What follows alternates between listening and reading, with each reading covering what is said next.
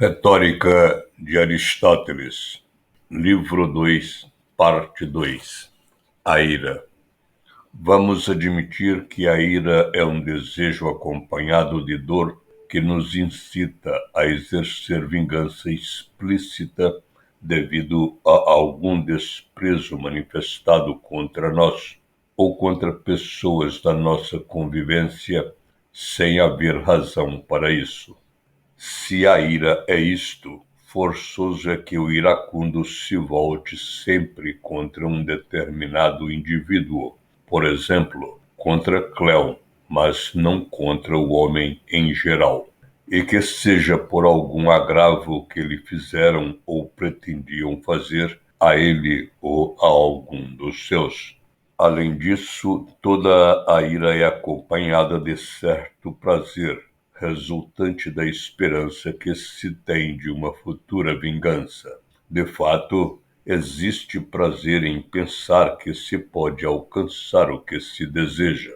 Mas como ninguém deseja o que lhe é manifestamente impossível, o irracível deseja o que lhe é possível.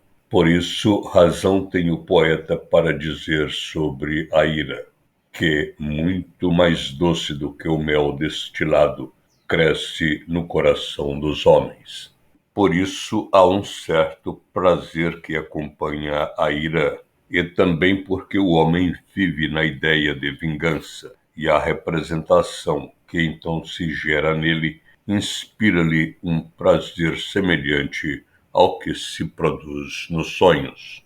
O desdém é uma opinião em ato relativo a algo que, aparentemente, não parece digno de qualquer crédito, pois pensamos que tanto as coisas más como as boas são dignas de interesse, assim como o que para elas tende, ao passo que, ao que não damos nenhuma ou pouca importância, supômo-lo desprovido de valor. O desdém é uma opinião em ato relativo a algo que, aparentemente, não parece digno de qualquer crédito, pois pensamos que tanto as coisas más como as boas são dignas de interesse, assim como o que para elas tende, ao passo que, ao que não damos nenhuma ou pouca importância, supômo-lo desprovido de valor. Há três espécies de desdém: o desprezo, o vexame e o ultraje. Quem desdenha despreza, pois despreza-se tudo o que se julga não ter valor.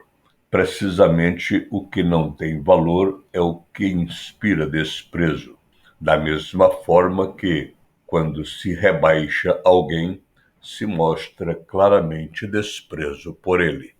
O vexame é um obstáculo aos atos de vontade, não para daí se tirar proveito, mas para impedir que não aproveite a outro. E como aquele que comete vexames não tira daí proveito pessoal, despreza-o, pois, como se torna evidente, nem sequer supõe que a pessoa vexada o possa prejudicar.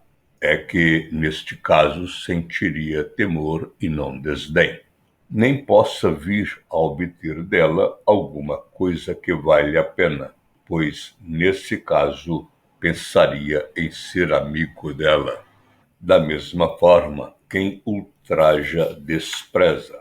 Consiste o ultraje em fazer e em dizer coisas que possam fazer sentir vergonha a quem as sofre, não porque haja outro interesse além do fato em si, mas por mero prazer.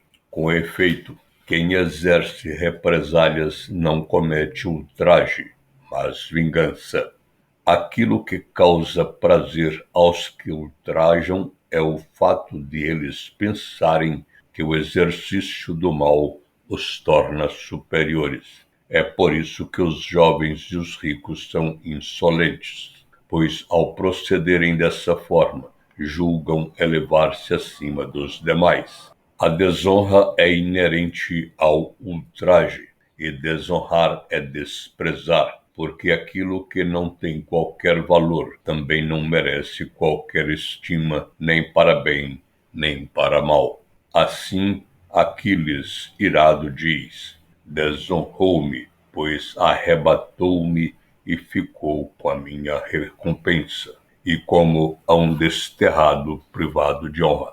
Como se por causa disso ficasse cheio de ira. Muitos pensam que é conveniente ser mais respeitado pelos que nos são inferiores em estirpe, em poder, em virtude e, em geral, em tudo aquilo em que se é muito superior.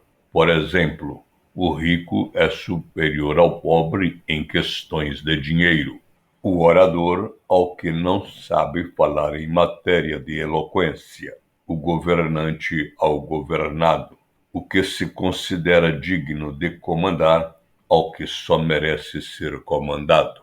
Por isso se disse: fúria grande é a dos reis, alimentadores de Zeus, mas também guarda no peito rancor, uma vez que é por causa da superioridade que se indignam os homens. Há ainda quem pense que se deve receber mais consideração daqueles que, segundo nós, nos devem tratar bem. E esses são aqueles a quem nós fizemos ou fazemos bem, nós ou alguém por nós, ou alguma pessoa do nosso conhecimento, ou ainda aqueles a quem queremos ou quisemos fazer algum favor. Pelo que fica dito, já se vê com clareza quais são as disposições em que se encontram as pessoas que se encolerizam, contra quem o fazem e por que causas. Os seres humanos encolerizam-se quando sentem tristeza, pois quem sente amargura é porque deseja alguma coisa. Ora, se algum obstáculo se opuser ao seu desejo, quer diretamente, como por exemplo, quando alguém o impede de beber, quer indiretamente, em ambos os casos o resultado é nitidamente o mesmo. O ser humano encoleriza-se se alguém se opuser à sua ação ou se alguém não colaborar com ele, ou se, de alguma forma, alguém o perturbar quando está em tal estado.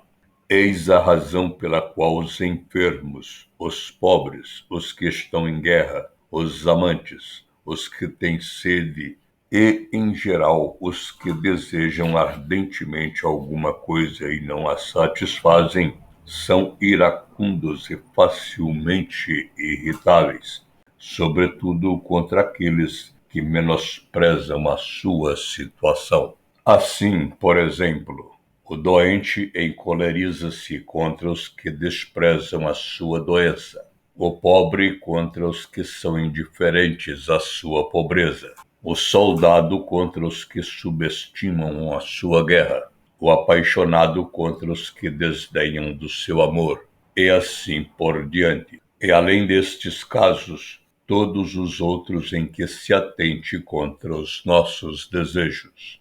Na verdade, cada pessoa abre caminho à sua própria ira, vítima da paixão que a possui.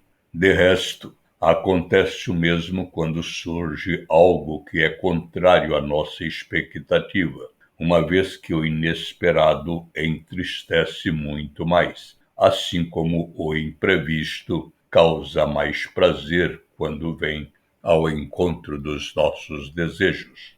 Daí que seja possível ver com toda clareza quais são os momentos, tempos, estados de espírito e idades mais propensos à ira, bem como em que lugares e momentos acontece. Acrescente-se ainda que, quanto mais estamos nestas condições, mais propensos somos à ira. Assim, os que nesses estados de espírito estão predispostos à ira enfurecem-se contra os que riem, gozam e escarnecem deles, visto que os insultam, bem como contra os que infligem ofensas tais que são sinais de opróbrio. Tais são, necessariamente, as ações inúteis que nem dão proveito a quem as pratica, uma vez que parece só terem por causa o desejo de ultrajar. Irritam-se também contra os que falam mal deles e mostram desprezo pelas coisas que eles mais estimam, como, por exemplo, os que põem toda a sua ambição na filosofia, caso alguém fale contra a filosofia, ou contra os que a colocam no plano meramente pessoal, ou ainda quando alguém despreza a sua aparência, e assim por diante em casos semelhantes. Isto é muito mais frequente quando suspeitam que não são superiores nas ações de que se gabam, ou absolutamente, ou se o são só em grau diminuto, ou acham que não o são segundo uma opinião estabelecida. É que, quando se acham muito seguros da sua superioridade em assuntos que constituem objetos de gozo, não se preocupam nada com isso. Por outro lado, irritam-se mais com os amigos do que com os que não são amigos. Na verdade, pensam que é mais lógico receber deles bom tratamento do que ao contrário. Também se enfurecem contra aqueles que estão acostumados a honrá-los ou a considerá-los, se depois não procederem do mesmo modo por acharem que estão a ser desprezados por eles. O mesmo acontece contra os que não agem reciprocamente, nem pagam com a mesma moeda. Também se enfurecem contra os que agem contra os seus interesses, se forem seus inferiores, pois todos quantos assim procedem dão a impressão de os desprezar, uns tratados como inferiores, outros como se os favores dispensados viessem de inferiores. Crescem em cólera contra os que não são tidos em nenhuma consideração, se, ainda por cima, lhes mostram desprezo. É que a ira é uma forma de desprezo contra os que não têm o direito de desprezar. Ora, os inferiores não têm o direito de desprezar. O mesmo contra os amigos, se não falarem bem deles ou se não lhes fizerem bem, e, mais ainda, se falarem e agirem contra eles, ou se não estiverem atentos às suas necessidades, tal como na tragédia de Antifonte, Plexipo se enfurecia contra Meleagro. Ora, não se dar conta disto é sinal de desprezo, já que as coisas que nos interessam não nos passam despercebidas. Igualmente contra os que se regozijam contra as desgraças e, em geral, contra os que permanecem indiferentes aos infortúnios, o que é sinal de hostilidade ou de desprezo. Também contra os que não se importam do mal que causam, razão pela qual a ira cresce contra os mensageiros de más notícias e contra os que dão ouvidos a maledicências ou tornam públicos os nossos defeitos. São iguaizinhos aos que nos desprezam ou aos nossos inimigos.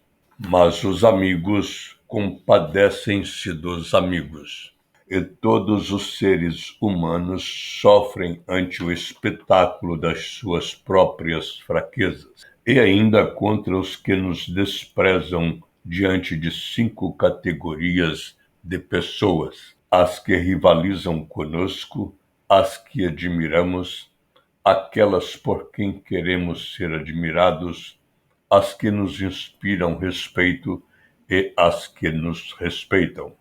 Se alguém nos desprezar diante delas, maior será a nossa ira.